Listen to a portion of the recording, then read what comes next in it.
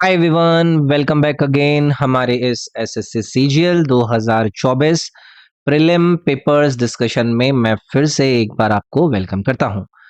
2024 के 10 सितंबर की second shift के हमारे बाकी के 3 सेशन जो कि रीजनिंग, जीएस और क्वांट पर आधारित थे, हमने पूरे किए। इस क्लास के अंदर मैं आपके साथ इंग्लिश का डिस्कशन करूंगा। अभी मैं आप लोगों को आपकी स्क्रीन पर नहीं दिख रहा होगा, तो कुछ दिनों के लिए ये वीडियोस कुछ इस तरीके से ही मैं आपको प्रोवाइड करूंगा, क्योंकि मेरे बैकग्राउंड में थोड़ा सा इश्यू है। स्क्रीन, वो जो ग्रीन स्क्रीन होती है, वो वर्क नहीं कर रही है।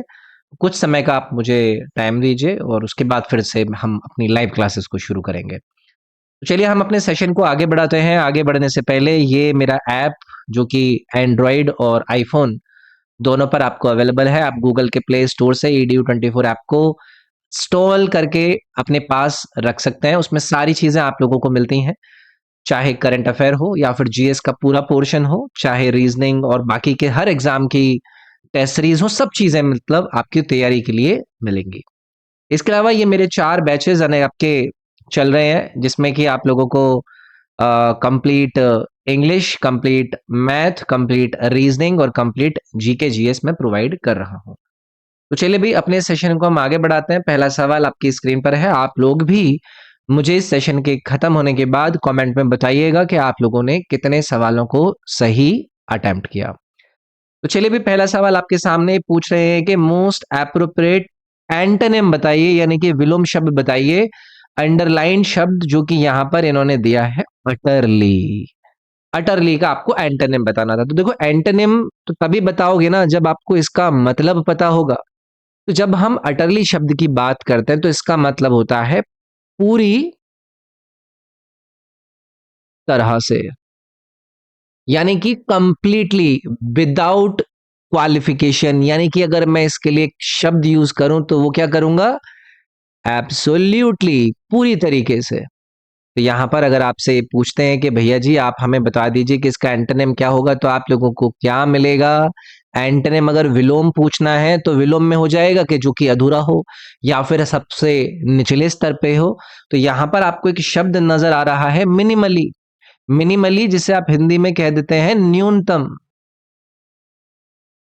अब जैसे मैंने ये अटरली शब्द यूज किया एक एग्जाम्पल के तौर पे, आप समझिए जरा। कोई लड़की है और मैंने कहा कि भाई वो विदेश जाना चाहती है। वो विदेश जाने के लिए अपने मम्मी पापा को कन्विंस करना चाहती है, मनाना चाहती है। तो आप ये कहेंगे कि वो अपने मामा बाप को क्या कर ली? अटरली कन्विंस कर ली, मतलब पूरी तरीके से कन्विंस कर ली कि मम्मी मैं तो अब्रॉड जाऊंगी ही जाऊंगी। ठीक है। अभी मिनिमली को लेकर अगर मैं आपके लिए कोई एग्जांपल ढूंढूं तो आप लोग मुझसे क्या कहोगे? आप लोग कहोगे कि सर जी, जो मान लो कि हमें कोई प्रॉब्लम दी गई, ठीक है, उस प्रॉब्लम को आपको क्या करना है? सॉल्व करना है। और आपको उस प्रॉब्लम को सॉल्व करने के लिए जो आपको निर्देश दिए गए, वो उतने हेल्पफुल नहीं रहे, वो बहुत ही कम हेल्पफुल रहे। तो आप कहेंगे कि instructions were minimally helpful in solving the problem, यानी कि वो बहुत कम थे कि हम उस प्रॉब्लम को सॉल्व कर पाते।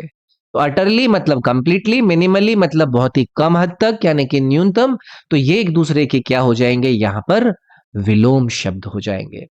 अब एक शब्द आपको दिया गया है करेक्टली। करेक्टली का मतलब होता है किसी चीज को आप जब सही ढंग से करते हैं, यानी कि जैसे कि एग्जाम्पल के तौर पे आप लोगों से पूछा जाए कि भाई आपने किसी क्वेश्चन को आंसर किया, करेक्टली किया, यानी कि आपने उसको क्या किया? सही ढंग से आंसर किया।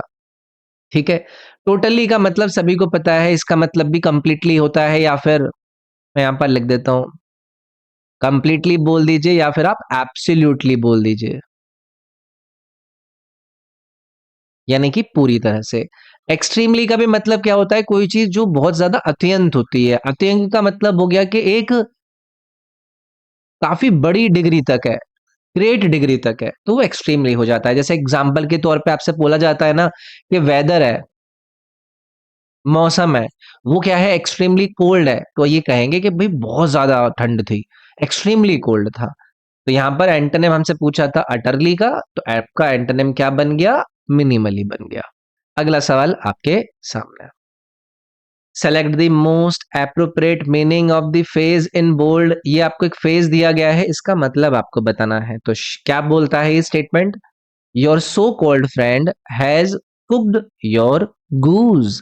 कुक्ड योर गूज का मतलब होता है जब आप क्या करते हैं, किसी के लिए ना कुछ गड़बड़ कर देते हैं। आप किसी के लिए ऐसा काम कर दें जो कि उसके काम में क्या लेकर आ जाए, बाधा लेकर आ जाए। मतलब आप किसी को क्या कर रहे हैं, बाधित करना। या फिर आप ये भी बोल सकते हैं कि आप किसी के बर्बाद होने की बात कर रहे हैं। आपने किसी को बर्बाद कर दिया, किसी के लिए कुछ गड़बड़ कर दी है। तो इसका मतलब ये हो गया कि आपने जो अपना इंटरफेरेंस किया ना, आपने जो चीज को डिसरप्ट किया ना, उसकी वजह से क्या हो गया, वो चीज पूरी तरीके से खराब हो गई, रुइन हो गई। तो कुक्ड और गूज मतलब इंटरफेयर करने की वजह से, डिसरप्ट करने की वजह से कोई चीज बहुत पूरी तरीके से रुइंड हो गई, बर्बाद हो गई। एग्जाम्पल के तौर पे आप समझिए, जैसे कि आप में से कोई भी है, कोई मान लो आप में से किसी का नाम है अजय। तो अजय को लेकर मैंने कहा कि भाई देखो, आपने जो अपने रिमार्क्स दिए ना किसी मीटिंग के अंदर, मतलब अजय को किसी मीटिंग के अंदर बिठाया गया, अजय ने जो यहाँ पर अपनी टिप्पणी करी, जो अपने रिमार्क्स किए, उससे क्या हुआ, उससे वो जो मीटिंग थी वो क्या हो गई, कुक्ड हिज गूज हो गई। यानी कि इसकी वजह से, इसके इस रिमार्क्स की वजह से वो मीटिंग का जो पर्पस था वो खराब हो गया, और जो उसके बॉस थे वो क्या हो गए, उससे अपसेट हो गए। तो ये होता है cooked your goose. To interfere, disrupt और रूइन समथिंग फॉर समवन, ये वाला ऑप्शन इसमें आपका करेक्ट बन जाता। चलिए भी आगे की तरफ आइए, अगला सवाल देखेंगे। अगला सवाल, इन्होंने कहा है कि भी ये स्टेटमेंट जो है वो 4 सेक्शन में, सेगमेंट में विभाजित है। आपको वो सेगमेंट ढूंढना है जिसके अंदर आपको ग्रामेटिकल एरर नजर आ रही है। तो पहले हम एक बार क्या करेंगे, स्टेटमेंट को पढ़ेंगे। Our family is planning a trip to Europe next summer where we should visit several famous landmarks and enjoy local cuisine. सवाल के दिए गए स्टेटमेंट का मतलब यह है कि भाई हमारी जो फैमिली है वो यूरोप के लिए ट्रिप प्लान कर रही है अगली समर्स में, जहां पर जो फेमस लैंडमार्क्स हैं उनको हमें विजिट करना चाहिए, सो दैट कि हम वहाँ की जो लोकल कुजीन है उसको क्या कर सके, एंजॉय कर सकें। अब आप लोग मुझे बताइए, इस सेंटेंस के अंदर आप लोगों को ऐसी फीलिंग नहीं आ रही है कि आप यूरोप जाओगे और वहां पर कुछ चीज करोगे, कुछ चीज विजिट करोगे, तो ये शुड की जगह पर आप क्या विल नहीं लगाओगे, where we will visit several famous landmarks, के भाई हम कुछ फेमस लैंडमार्क्स पर जाएंगे और वहां की लोकल कुजीन को एंजॉय करेंगे। तो यहाँ पर आपका क्या होना चाहिए था, वेयर वी विल। यानी कि ये जो शुड वाला आपका सेगमेंट था इसमें एरर थी, इसीलिए आपका डी वाला जो ऑप्शन था वो करेक्ट हो जाता। ठीक है, चलिए आगे की तरफ आइए। करेक्टली स्पेल्ड शब्द को ढूंढना है इन चारों के चारों। जब आप वर्ड्स की तरफ देखते हैं तो आप प्रिविलेज को ढूंढ रहे हैं। प्रिविलेज की करेक्ट स्पेलिंग होती है, प्रिव लिख दीजिएगा, फिर उसके बाद ILEGE। इस स्पेलिंग को याद रखिएगा। प्रिविलेज का मतलब होता है जब आपके पास क्या होता है, कोई स्पेशल राइट होता है, कोई आपके पास विशेषाधिकार होता है, विशेषाधिकार होता है। एग्जाम्पल के तौर पे अगर मान लीजिए कि भाई बहुत सारे लोगों के लिए अच्छी क्वालिटी एजुकेशन प्राप्त करना क्या है, प्रिविलेज है, कि उनको अच्छी एजुकेशन मिल पाए। समझ गए? तो यहाँ पर आपका करेक्ट स्पेलिंग क्या रहेगा वो हमने यहाँ पर देख लिया। तो कौन सा ऑप्शन आपका करेक्ट हो जाएगा, प्रिविलेज। ऑप्शन नंबर ए इसमें करेक्ट हो जाता। ठीक है, याद रखोगे। चलिए आगे की तरफ आता है। एंटोनिम पूछा है, यानी कि विलोम शब्द आपसे ये लोग पूछ रहे हैं। क्या है वर्ड, रिजेबल। अगर आपको इसका विलोम निकालना है तो पहले इस शब्द का तो आप लोगों को अर्थ पता हो। अब जैसे कि मान लीजिए कि भाई आप ना बहुत अच्छे कॉमेडियन हैं, आप ऐसी अच्छी अच्छी बातें करते हैं जिससे कि जो आगे वाला इंसान है ना वो बहुत जोर से हंसने लगता है। तो इसका मतलब क्या हो गया, इसका मतलब हो गया कि आपने किसी को बहुत अच्छे से हंसा दिया। Something which is responsible for laughable, यानी कि किसी के हंसने के लिए, यानी कि हंसाने के लिए अगर कोई चीज क्या हो, प्रोवोक्ड हो, तो उसको रिजेबल कह देते हैं। हिंदी में इसको आप कह देंगे हास्यपद। अब अगर कोई चीज आपको हंसाने योग्य है और आपको उसका विलोम ढूंढना है तो आप क्या ढूंढोगे, आप इन 4 विकल्प में से सीरियस वाला शब्द नहीं ढूंढोगे, जहां पर आप कैसे हैं, आप गंभीर हैं। तो ये वाला जो ऑप्शन है वो इसका क्या हो जाएगा, वो इसका एंटोनिम हो जाएगा। बाकी इसमें आपको और भी वर्ड मीनिंग दिए गए हैं, जैसे कि क्यूरियस है, क्यूरियस का मतलब है जिज्ञासु, यानी कि ईगर टू नो समथिंग। आपके अंदर जिज्ञासा है किसी चीज को लर्न करने की या फिर किसी चीज को जानने की, मतलब आप जिज्ञासु हैं, आप क्यूरियस है। उसके बाद गिड़ी एक शब्द दिया गया है, ज्यादातर लोगों को शायद नहीं पता होता है, इसका मतलब होता है चक्कर। जैसे कि आप इसको ऐसे समझिएगा कि अगर आपको ऐसा फील हो रहा है कि आप डिजी फील कर रहे हैं, आपको घुमेर आ रही है, आपको चक्कर आ रहे हैं, तो उसको गिड़ी के रूप में यूज किया जाता है। अब जैसे मान लो कि ये कोई व्यक्ति है, इसको मैंने किसी चक्रे पर खड़ा करके घुमा दिया, तो इसको क्या फील होगा, इसको डिजी फील होगा, इसको गिडी फील होगा, यानी कि इसको चक्कर से आएंगे। ड्रॉल एक अच्छा शब्द यहाँ पर यूज किया है, इसका मतलब होता है कि भाई आप किसी चीज को बहुत ज्यादा रंजक देखते हैं, यानी कि अम्यूजिंग, कोई चीज जो कि आपको बहुत ज्यादा अच्छी लगती है। ठीक है, एक एक अलग तरीके से।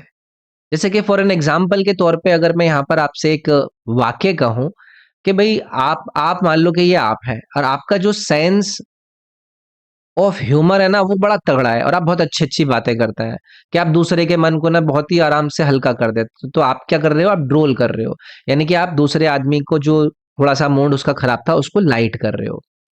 तो ये होता है ड्रोल। तो एंटोनिम पूछा था, तो सीरियस आपका क्या हो जाता है, एंटोनिम हो जाता है रिजिबल का। तो रिजिबल एक ऐसा शब्द था जिसका मतलब था कि कोई चीज जो कि बहुत ज्यादा हास्यास्पद हो। आगे आएंगे भाई, एक आपको यहाँ पर स्टेटमेंट दिए गए हैं जिसको अलग अलग सेगमेंट में बांटा गया है, आपको इनको क्या करना है, सही से अरेंज करना है। तो it's for constitution, first constitution and soon got himself elected the administration of the country, general Ayub Khan took over after Pakistan framed. देखो ये बहुत ही आसान है, इसमें ऐसे कुछ है नहीं कि आपको बहुत खतरनाक सी चीज नजर आएगी। अब देखो आपको स्टेटमेंट वहां से स्टार्ट करना है जहां से ना बिगनिंग आपको नजर आए। तो जैसे कि हम यहां से शुरू कर सकते हैं, after Pakistan framed it's first constitution, general Ayub Khan took over the administration of the country and soon got him elected.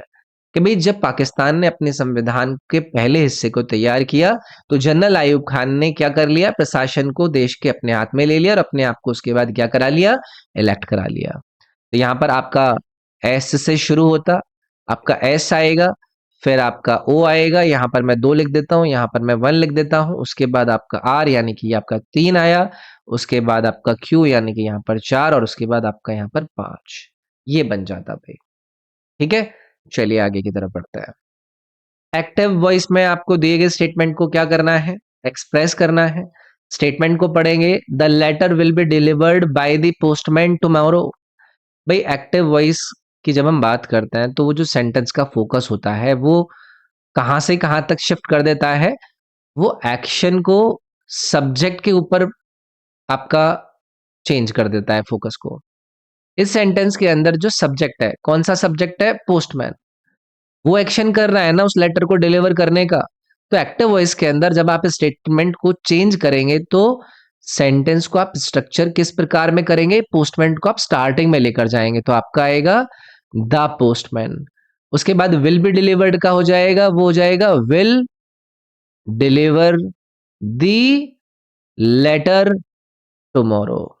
तो ये स्टेटमेंट आपका बन जाएगा, the postman will deliver the letter tomorrow, यानी कि ये जो बी वाला ऑप्शन था वो करेक्ट हो जाता। चलिए अगला सवाल देखेंगे। Select the most appropriate option जिसे आप सब्सटीट्यूट कर सकते हैं अंडरलाइन वर्ड में इस गिवन सेंटेंस में। अब अंडरलाइन कौन सा है, ये वाला है, टू द मैटर ऑफ। इसको अंडरलाइन कर लीजिए। इसकी जगह पर आप सबसे अच्छा कौन सा इन 4 विकल्प में से एप्रोप्रिएट सब्सटीट्यूट कर सकते हैं। तो स्टेटमेंट क्या कहता है कि he was an responsible person to the matter of taking up responsibility, यानी कि रिस्पॉन्सिबिलिटी लेने के लिए ये व्यक्ति बहुत ही ज्यादा रिस्पॉन्सिबल है। तो यार ये टू दी मैटर ऑफ नहीं होगा, ठीक है, टू दी मैटर नहीं होता है, होता है इन दी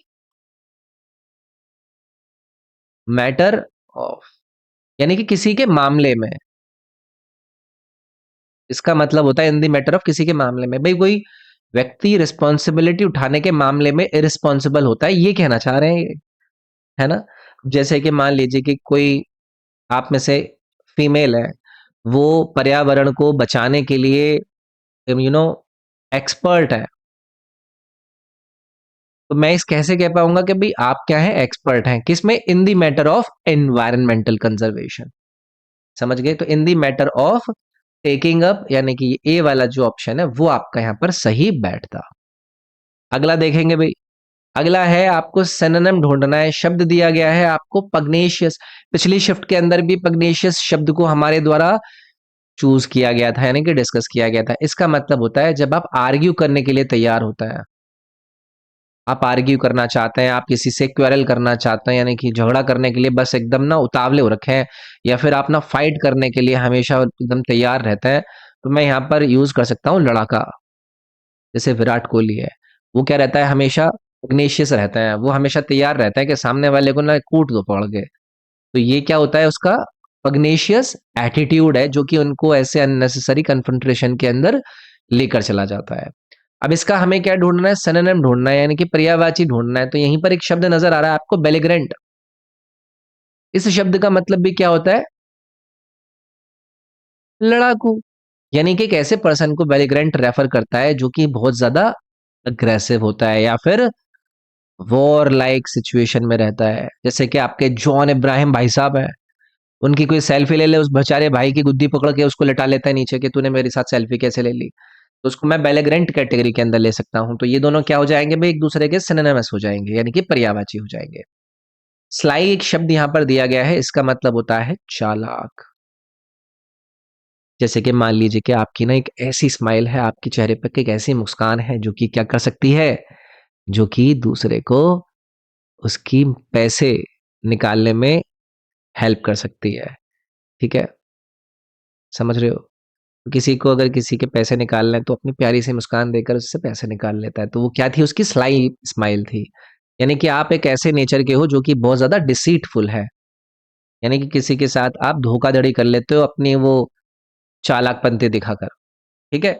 डॉगमेटिक शब्द का अर्थ क्या होता है, ये होता है जैसे कि आप हो हठी, आप मानते ही नहीं हो, जिस चीज को मान लिया वो करना ही करना है ना?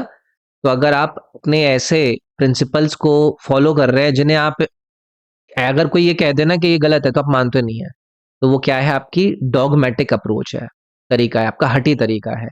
अलाई का मतलब सभी को पता ही होता है भाई, ये सहयोगी होता है। आपको पता ही है कि अलग अलग पॉलिटिकल पार्टी जब लोकसभा के इलेक्शन आता है तो एक दूसरे के अलाई बन जाते हैं कि भाई हम आपके सहयोगी हैं, है ना? फिर बाद में वो एक दूसरे के असहयोगी बन जाता है। तो चलिए आगे आइए। अगला है सिनोनिम पूछ रहे हैं। सिनोनिम यानी कि पर्यायवाची किसका, स्टेशनरी। अब स्टेशनरी का मतलब क्या होता है, जो चीज स्थिर है, एक जगह पर बनी हुई है, यानी कि कोई भी चीज जो कि मूव नहीं कर रही है, नॉट मूविंग, मतलब स्टेशनरी है। अब अगर मुझे पर्यायवाची ढूंढना है तो जो चीज स्टिल है, यानी कि जो शांत है, तो वो भी तो क्या हो जाएगी, इमूवेबल है ना, मतलब वो आपकी इधर उधर हिल ही नहीं रही है, वो फिक्स पोजीशन पे है, फिक्स्ड है वो। तो ये दोनों क्या हो जाएंगे, एक दूसरे के पर्यायवाची हो जाएंगे। इसके बाद एक शब्द दिया गया है पोर्टेबल। सभी को पता है कि भाई जब आप क्या कर सकते हैं, किसी चीज को एक जगह से दूसरी जगह पर मूव कर सकते हैं, तो वो क्या हो जाएगी, पोर्टेबल हो जाएगी, है ना? उसके बाद एक शब्द दिया गया है यहाँ पर स्विंडल। स्विंडल का मतलब होता है किसी को धोखा दे देना, धोखा दे देना। टू चीट समवन, कि भाई किसी के आपने पैसे मार लिए, तो मतलब आपने क्या कर लिया, मनी को लेकर उसको स्विंडल कर लिया। ठीक है। अच्छा, उसके बाद एक शब्द दिया गया है आपको यहाँ पर मोबाइल। ये मोटाइल नहीं है, ये मोबाइल होगा भाई, मोबाइल। ये चीज होती है जो कि क्या कर सकती है, आपकी चल सकती है इजीली, फ्रीली। क्या है ये, मूवेबल है, तो इसको मोबाइल कहता है। चलिए आगे आइए। अगला सवाल ये पूछ रहे हैं कि भैया ऑप्शन चूज कीजिए जिसको आप वन वर्ड सब्स्टिट्यूट कर सके इस दिए गए स्टेटमेंट के अंदर। क्या है statement, an often imaginary place और state of utter perfection and happiness. यानी कि एक ऐसा आपकी जगह या फिर आपके परफेक्शन की एक ऐसी स्टेट जहां पर आपको बहुत ज्यादा क्या हो रही है, खुशी हो रही है, परफेक्शन फील हो रहा है। तो अगर मैं ऐसे कहूँ ना कि आप एकदम आदर्श फील कर रहे हैं, आप एक आदर्श स्थिति में हैं, उसको लेकर जो करेक्ट वन वर्ड यूज होता है ना, वो होता है यूटोपिया। क्या मतलब होता है यूटोपिया का? ये एक इमेजिनरी प्लेस या फिर स्टेट है जहां पर आप लोगों को हैप्पीनेस फील हो रही है। इसको हिंदी में कह देते हैं भाई आदर्श स्थिति। जैसे कि एग्जाम्पल के तौर पे मैं आप लोगों से कहूँ कि जैसे बहुत सारे ना दार्शनिक होते हैं, फिलोसफर होता है, तो वो किसके बारे में लिखते हैं? वो अपने विजन के बारे में लिखता है। एक ऐसा विजन जो कि हर किसी को किस में ले आएगा? हार्मनी में ले आएगा। तो एक उनका ऐसा विजन है, परफेक्शन का ऐसा विजन है, खुशी का ऐसा विजन है, जो कि इमेजनरी है। तो इसको हम कह देते हैं भाई यूटोपिया। ठीक है, याद रखेंगे। अब यहाँ पर कुछ और भी वर्ड यूज हुए हैं, जैसे कि आपको एक वर्ड दिया गया है डिस्टोपिया। डिस्टोपिया का मतलब होता है कि आप ऐसे मान लीजिएगा कि एक ऐसी इमेजिन्ड प्लेस, एक ऐसी इमेजिन्ड जगह जहां पर सारी चीज क्या है? बैड है, बेकार है, उसको आप डेस्टोपिया कह देंगे। एक वर्ड दिया गया है आपको यूफोरिया। यूफोरिया का मतलब क्या होता था? ये होता है कोई चीज जो आनंदित है, आनंद, यानी कि एक फीलिंग है जहां पर आपको क्या होती है ना, एक्साइटमेंट होती है, हैप्पीनेस होती है, एक अच्छे तरीके की। इसी प्रकार से एक शब्द है आपके सामने इन्फर्नो। इन्फर्नो को हम हिंदी में बोल देते हैं नरक, यानी कि एक ऐसी जगह जो कि इससे मिलती जुलती है, हेल से मिलती जुलती है। तो ये आपका वन वर्ड पूछा था। यूटोपिया आपका करेक्ट वन वर्ड सब्स्टिट्यूशन बनता है एक ऐसी इमेजिनरी जगह से जहां पर आपको परफेक्शन और हैप्पीनेस नजर आती है। अगला सवाल देखेंगे। चार स्टेटमेंट दिए गए हैं, इन सबको हमें एक एक करके अरेंज करके बताना है कि करेक्ट अरेंजमेंट कौन सा बनेगा। तो पहले चारों को पढ़ते हैं। It is also called a nuclear family. It is good to be in small family because there is a better management of resources. A small family is one with parents and a maximum of two children. The advantage of the small family are numerous. तो आप लोग मुझे एक बात बताओ, इस paragraph के अंदर आप लोगों को ये जो सी वाला ऑप्शन है, इसको जरा पिक करो आप। इसके अंदर आपको एक स्मॉल फैमिली के डिफिनेशन के बारे में नजर नहीं आ रहा है, जहां पर ये डिफाइन करना है कि भाई एक स्मॉल फैमिली जहां पर पेरेंट्स हो और मैक्सिमम दो बच्चे हों, और उसके बाद उसके एडवांटेजेस और डिसएडवांटेजेस की बात बात करी जा रही है। जैसे कि सी के बाद आप ए वाले वर्ड पर आओ, स्टेटमेंट पर आओ कि it is also called a nuclear family. ये एक अब दूसरा नाम दिया जा रहा है कि स्मॉल फैमिली को, है कि नहीं? फिर इसके बाद आप आ जाओ आपके इस डी वाले ऑप्शन पर। यहां पर आप एडवांटेजेस की बात कर रहे हैं आपके उस स्मॉल फैमिली के। फिर उसके बाद आ जाओ आप अपने बी ऑप्शन पर। ये क्या कर रहा है? ये इलेबोरेट कर रहा है, ये बता रहा है कि भाई स्मॉल फैमिली के एडवांटेजेस क्या होते हैं। तो सी ए डी बी जो था, यानी कि a small family is one with parents and a maximum of two childrens, it is also called a nuclear family. The advantages of a small family are numerous. It is good to be in small family because there is a better management of resources. तो C A D B यानी कि ए वाला जो option था वही आपका correct हो जाता। चलिए अगले देख लेते हैं सवाल के अंदर कि इसमें क्या पूछ रहा है। एंटोनिम यानी कि विलोम पूछ रहे हैं जी। किसका? Antonym underline word. अच्छा ये है भाई अंडरलाइन वर्ड आपका, और इसका जो एंटोनिम है वो आपको इस ब्लैंक के अंदर भरना है। तो पहले स्टेटमेंट पढ़ता है। Most of the land near the town is barren. Barren का मतलब सबको पता है, हम यहाँ पर बंजर की बात कर रहे हैं। भाई टाउन के बराबर की जमीन जो ज्यादातर है वो क्या है? बंजर है। बट जो एफर्ट है किसानों के, उन्होंने उसको क्या कर दिया? अब बंजर का आपको ऑपोजिट ढूंढना है, तो आप सभी को बताना है फर्टाइल नहीं हो जाएगा भाई, यानी कि उपजाऊ। कितना आसान सवाल है। ठीक है, अब बाकी के भी ऑप्शंस को देख लेते हैं। स्टराइल आपको यहाँ पर दिया गया है, ये है आपकी निष्क्रिय। निष्क्रिय या फिर आप ऐसे बोल दीजिएगा कि ऐसी चीज जो कि किसी भी वेजिटेबल को या वेजिटेशन को प्रोड्यूस करने में इनकेपेबल है, वहां पर नहीं कुछ पनपेगा। उसके बाद अनफ्रूटफुल का मतलब क्या होता है? जहां से आपका उत्पादन नहीं होता है, अनुत्पादक, जहां पर कोई भी अच्छे रिजल्ट्स आपको नहीं मिलेंगे, नॉट प्रोडक्टिव। इनफर्टाइल का मतलब हो जाता है बांझ। बांझ भी आपको वही कैटेगरी है जहां से आप अपनी जो क्रॉप्स वगैरह है उसको प्रोड्यूस नहीं कर सकते या प्रोड्यूस नहीं कर सकते। चलिए आगे की तरफ आएंगे। फिल इन द ब्लैंक करना है, स्टेटमेंट पढ़ते हैं। Subir's long absence is likely to have four employees in the office. अब यहां पर ऑप्शंस पढ़िए। ये पहला दिया गया है आपको रिpercussions, रेपरकशंस, रिपरकशंस, रेपरकशंस। तो ये तो भाई एक तरीके से ना इन्होंने स्पेलिंग ढूंढने के लिए बोला है।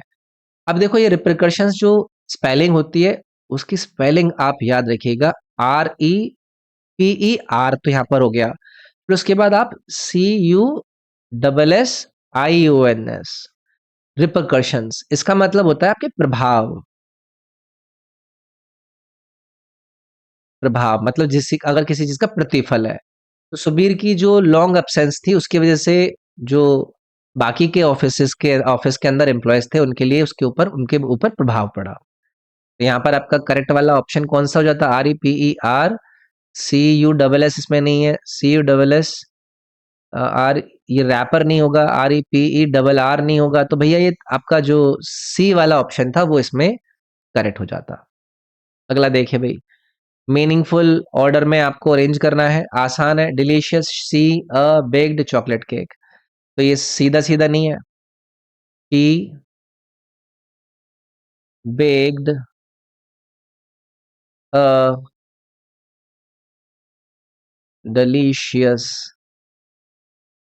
चॉकलेट केक, तो लगा दीजिए भाई।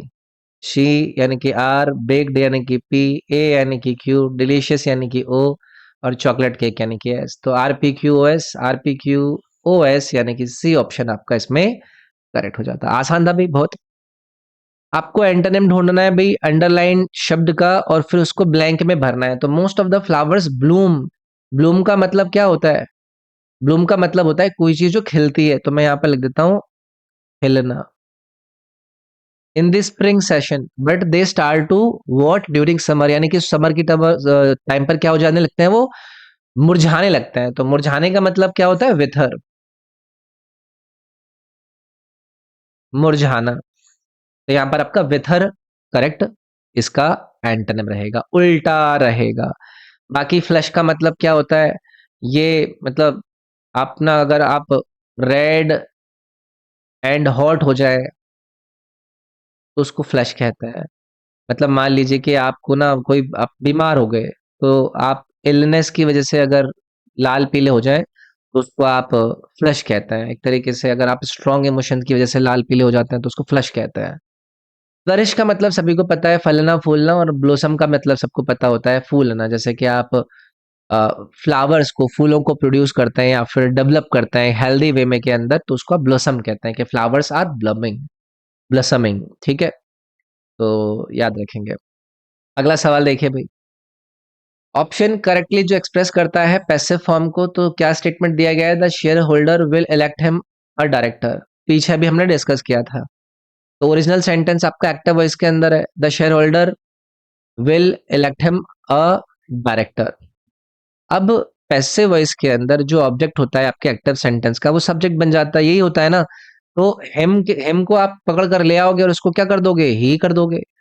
ही विल, और फिर बी लगा दोगे, और फिर आप इलेक्टेड कर दोगे इसको, और एज डायरेक्टर करवा रहे हो आप इसको, और किसके द्वारा करवा रहे हो? बाय दी शेयर होल्डर करवा रहे हो। He will be elected as director, he will be elected as director by the share holder, यानी कि बी वाला जो विकल्प है वो इसमें करेक्ट हो जाएगा। आगे की तरफ आएंगे, parts of the following sentence आपके ऑप्शन दिए गए हैं, ऑप्शन बताइए जिसके अंदर आपका एरर है। No other place in this country is so better as Gulmarg Kashmir. आप लोग मुझे बताइए कि सेंटेंस के अंदर जो सबसे मेन मुद्दा आपको नजर आ रहा है वो क्या नजर आ रहा है? सो बेटर एज, सही है क्या ये? तो यहां पर आप लिखोगे एज गुड एज। भाई गुलमर्ग कश्मीर के जैसा कोई भी इस देश के अंदर जगह नहीं है। सो बेटर नहीं, एज नहीं, एज गुड एज आप यहां पर यूज करोगे।